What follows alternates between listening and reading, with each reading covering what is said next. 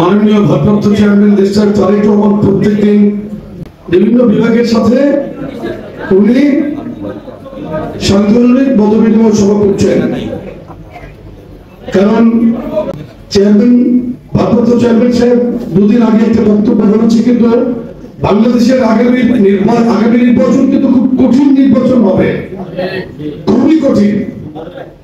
এবং উনি গতকালকে একটি বার্তা দিয়েছেন যে মানুষের মনকে জয় করার জন্য মনকে জয় করতে হবে ভালোবেসে, এবং মানুষের পাশে দাঁড়িয়ে আমাদের তাদেরকে জয় করতে হবে।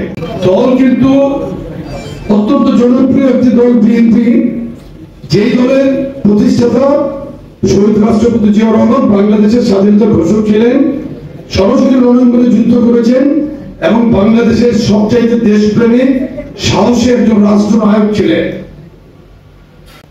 আমাদের নেত্রী বিএনপির চেয়ারপারসন, 3 বারের সাবেক প্রধানমন্ত্রী উনি কত একজন সম্ভ্রান্ত ভদ্র মহিলা। ওনাকে আমরা আমার এই 39 বছর রাজনৈতিক জীবন ওনাকে কাছ থেকে অনেক দেখার সৌভাগ্য হয়েছে। আজ পর্যন্ত আমি ওনার সাথে যতই দেখেছি ততই মুগ্ধ হয়েছি যে কত একজন সম্ভ্রান্ত মানুষ উনি। ওনাকে কোনোদিন প্রধানমন্ত্রী থাকাকালীন বা অন্য কোনো সময় কোনোদিন কেউ বলতে পারবে না উনি কোনো কটু কথা বলেন নাই। আমাদের নেত্রীকে একটি মিথ্যা মানবাধিকার মামলায় জেলখানা বন্দী রেখেছিল এই সরকার, 2 কোটি টাকা। টাকা কিন্তু ব্যাংকে 10 কোটি হয়ে গেছে, এর মধ্যে টাকা কিন্তু সরে নাই। গায়ের জোরে নেত্রীকে জেলখানা রেখেছে, অন্যায় করেছে। আজকে বুঝতে পারতেছে যে বাংলাদেশের সবচেয়ে তারা বড় ভুল করছে, সাবেক প্রধানমন্ত্রী দেশটাতে বেগম খালেদা জিয়াকে জেলে রেখে। এটা কিন্তু তার ছেলে এতদিন পরে বলছে, কিন্তু জয় বলেনি।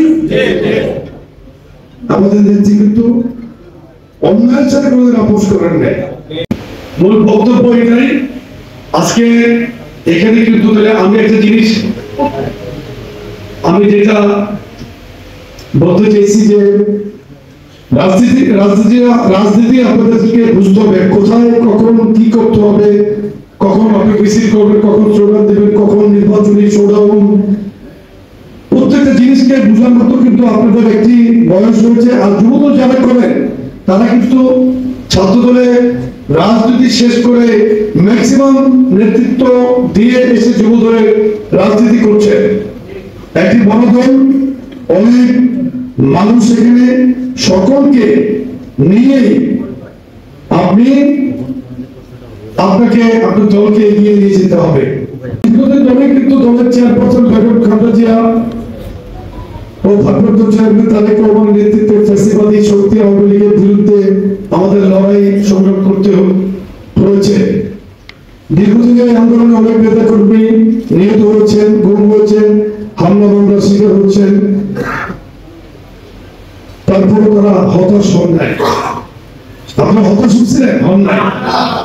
আপনাদেরকে কিন্তু আমি দেখছি, এখানে অনেক মুখ আমি দেখছি টিভিতে, এই ছাত্র জনতার আন্দোলনের রাস্তায় দেখছি। আমি নাম বলতে চাই না, অনেক চেহারা কিন্তু আমি এখানে দেখতেছি আছে।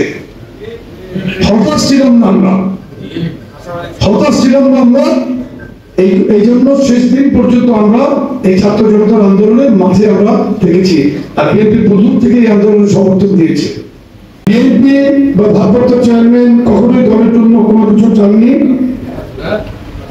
ওনাদের চাচ্ছিল দেশকে হাসিনা মুক্ত করা, ফ্যাসিবাদ মুক্ত করা, দেশের মানুষকে গণতান্ত্রিক অধিকার বা ভোটের অধিকার ফিরিয়ে দেওয়া। সুতরাং আমরা সেটি করার জন্যই ছাত্র জনতার আন্দোলনের সমর্থন দিয়েছি। এই আন্দোলনকে কাঙ্ক্ষিত লক্ষ্যে পৌঁছানোর জন্য বিএনপির একটি ব্যাপক ভূমিকা ছিল। সুতরাং আমাদের আগামী রাজনীতিতে নিজেদেরকে শানিত ভাবে তৈরি করে আগামী দিনের রাজনীতিতে, নির্বাচনের রাজনীতিতে আমাদেরকে সুন্দরভাবে আমরা যাতে উতরাতে পারি, সেই চেষ্টা আমাদেরকে করতে হবে। আমার মেসেজ, এই মেসেজটা দেওয়ার জন্য কিন্তু কষ্ট করে ঢাকা থেকে এসেছি।